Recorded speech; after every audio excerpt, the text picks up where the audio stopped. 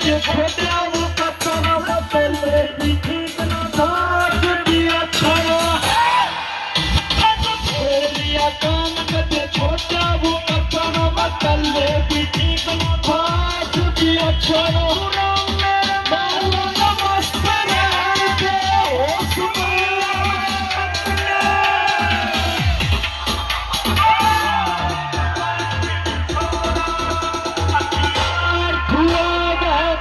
No.